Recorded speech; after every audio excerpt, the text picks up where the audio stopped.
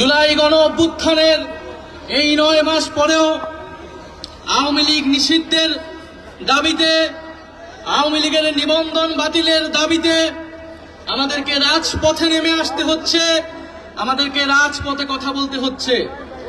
এটা আমাদের সামষ্টিক ব্যর্থতা বলেই আমরা মনে করি।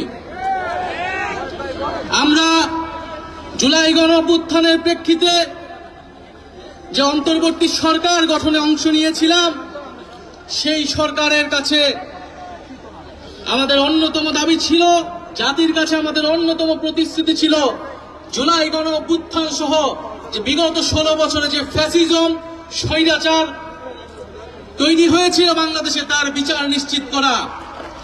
বিচার এবং সংস্কারের জন্যই মানুষ রাজপথে নেমে এসেছিল।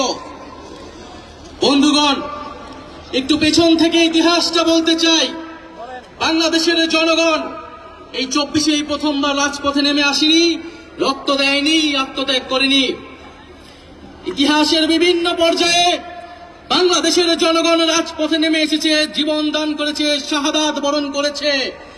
ন্যায় বিচার, মানবিক মর্যাদা, গণতন্ত্র, সার্বভৌমত্ব, স্বাধীনতা প্রতিষ্ঠার জন্য 1947 সালে এই পূর্ববঙ্গের বাঙালি মুসলমান নিম্নবর্গের হিন্দুর সাথে কাঁধে কাঁধ মিলিয়ে এই পূর্ববঙ্গের জনপদের অর্থনৈতিক এবং ধর্মীয় সাংস্কৃতিক অধিকার রক্ষার জন্য লড়াই করেছিল।